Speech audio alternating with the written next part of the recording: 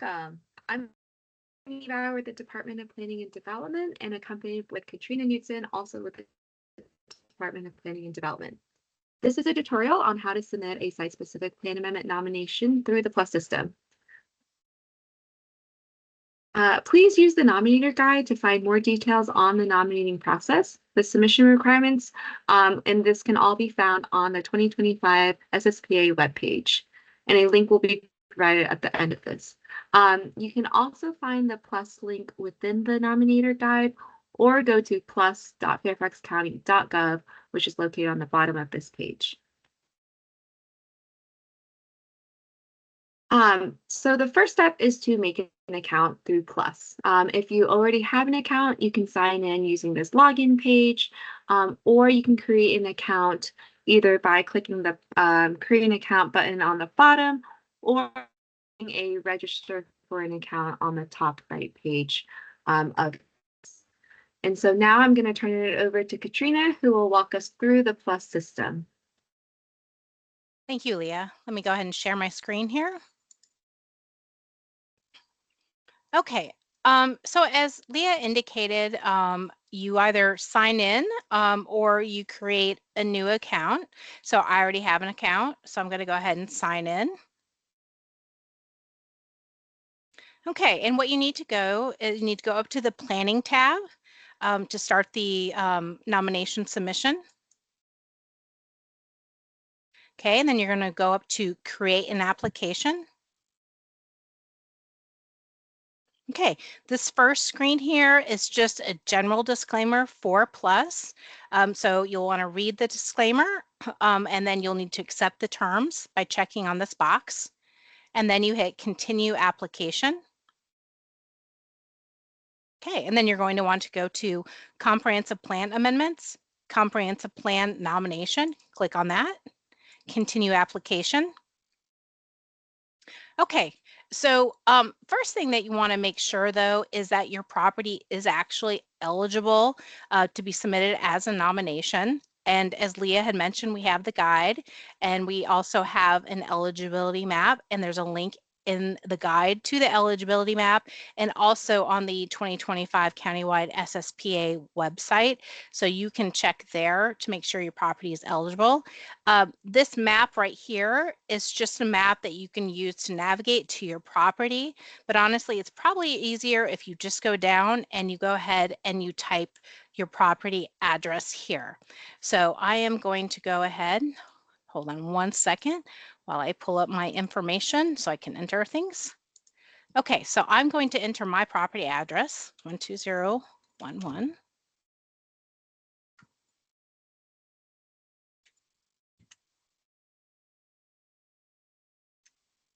Pull down menu, depending on the type of street that you have.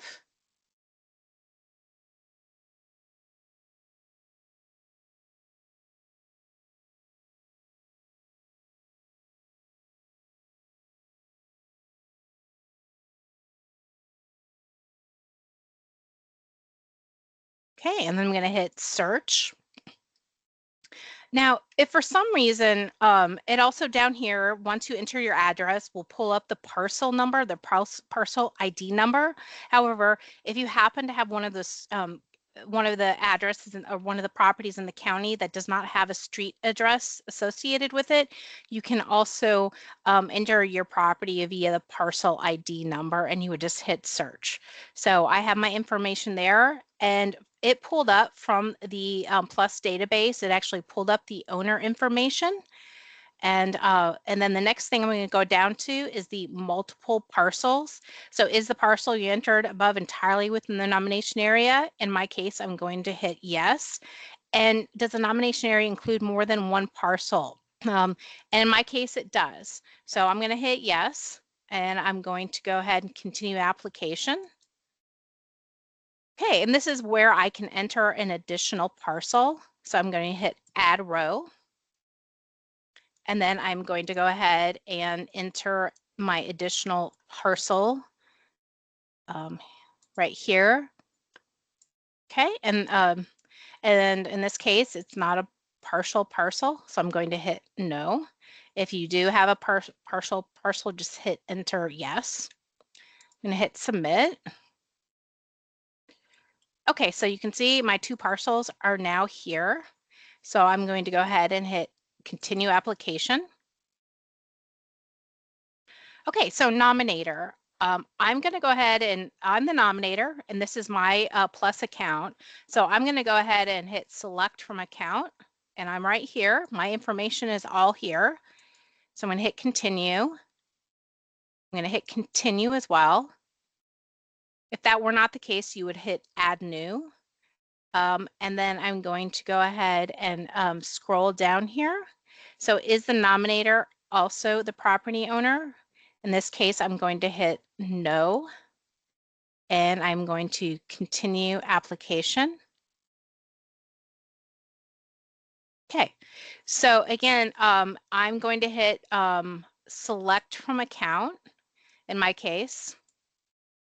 And that for most instances that might work, but if the owner might be different than what's in the database, then you would hit add new. So I'm going to hit associated owner, which is the Board of Supervisors in my case, and I'm going to hit continue. Okay, and then you have to enter the contact information. So I'm going to enter the information here. The email address for the contact or the owner contact.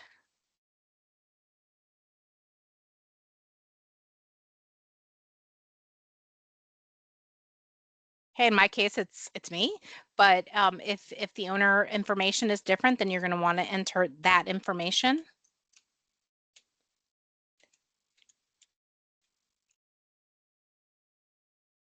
Okay, and you do have to add contact information as well. So this is the mailing address. Otherwise, you'll get an error message.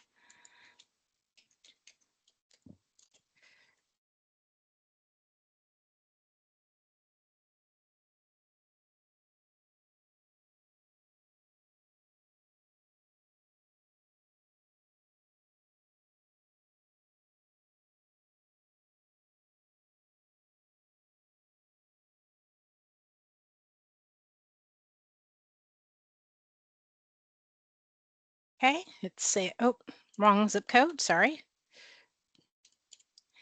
Okay. Okay, so all of that information is in there. Anything with a red asterisk is required. Okay, so I can continue my application because all my information is there now.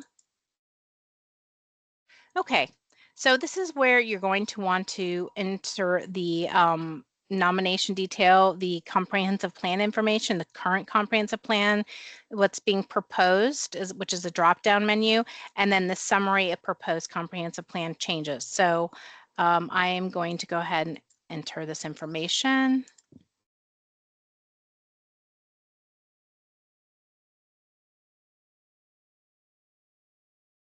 And as you can see, I am copying and pasting, which is something you can do. Okay. Okay, so this is where you're going to enter the information that is listed in the nominator guide. It includes the illustrative concept plan, the property owner consent letter, the statement of justification, and the vulnerability index map.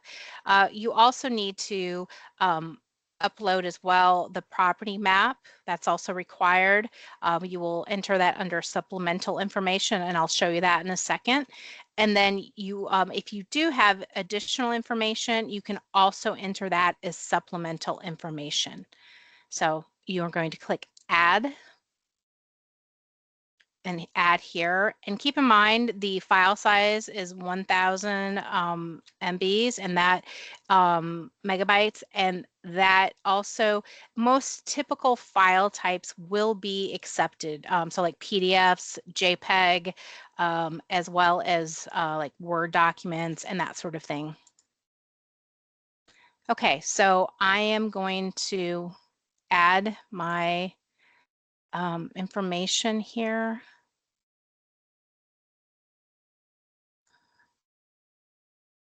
Okay. Okay, and it has added all of those. I'm going to hit continue. Okay, and then down below here, you have to say what type it is. So illustrative concept plan. And okay, and then the property owner consent letter, the statement of justification,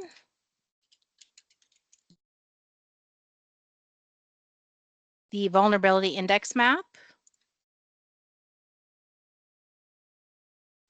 Okay, and then again, the property map, you'll enter that as supplemental documents. An example. And then again, supplemental documents. If you have anything else that you'd like to include along with this, you are welcome to do that as long as it's within the file size.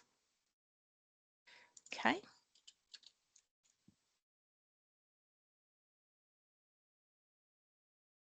Okay, and just keep in mind when you are entering these documents, you can keep adding at this point, and you can remove. You can see there's remove along here. But once I hit this save button, I am not going to be able to edit these documents anymore. Now, if in the future, say if you wanted to add an additional document, you will be able to do that. However, you will not be able to remove anything, replace it, or edit it. If that is the case, then you will need to contact staff and we will help you with that. So now that I know that I have all of the correct documents uploaded or ready to be uploaded, I'm going to hit save. Okay, so now it's showing all of my documents. I am going to go ahead and hit continue application. Okay, these are the acknowledgments that are associated with the nomination. Those are just stating that basically that you're aware that in the future we may ask for additional information if the nomination is added to the work program. So that includes transportation studies, environmental studies, information to determine consistency with the Affordable Housing Preservation Administrative Policy Guidelines, and also, if applicable, adherence to the county's voluntary relocation guidelines. And also, we may ask for concept plan revisions. So you will just have to check on these boxes to acknowledge that you're aware of these things. And then I'm going to hit continue application. Okay, so this is the last chance that you really will have to edit anything in this document. Once you submit your nomination, which is down at the bottom here. Once you acknowledge this and you continue your application, you will no longer be able to edit it. You would have to, again, contact staff to make any edits, and we would make those on the back end. So if you want to look through this carefully, make sure you put all the information in there correctly. And then again, this last acknowledgement here that you certify that you've read and understand the instructions that accompany this submission, and that by checking the box below, I understand and agree that I'm electronically signing and filing this nomination. So you want to read that and check this box, and you are going to continue your application.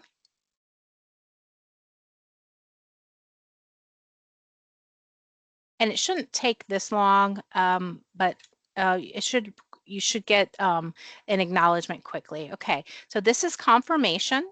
This is your actual record number down here. And this is confirming that you received it. And you should also receive an email too that just says that we've received your nomination submission. Okay, I'm going to go ahead and that will complete your submission. I'm going to go ahead and turn this over to Leah, who will go through some of the resources. Leah? Great, thanks, Katrina, for going over that.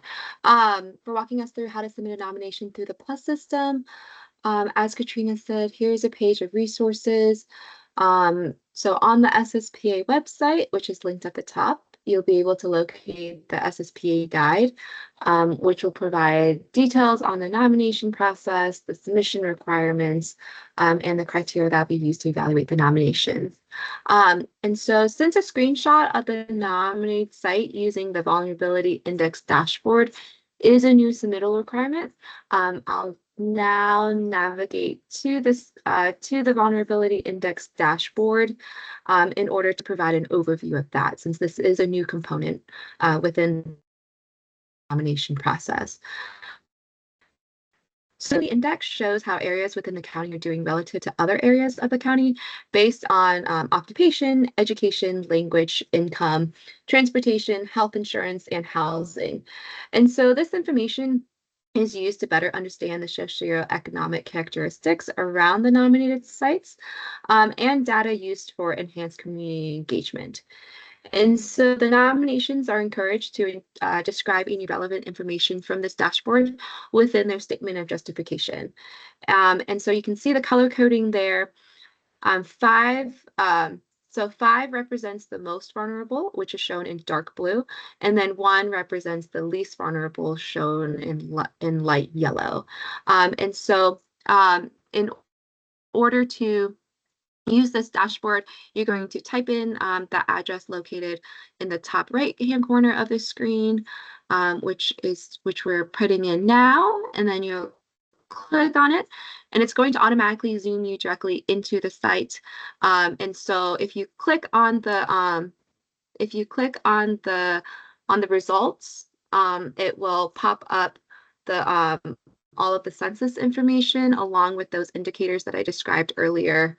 And so for screenshot purposes, yes. And so, yep, so this is all of the data that is used within the vulnerability index. And then at the top of it, it'll represent the numbers, indicating where it falls within that spectrum. So as I said earlier, 5 represents the most vulnerable, and 1 represents the least vulnerable. And then it also gives you the indicators that make up that composite index.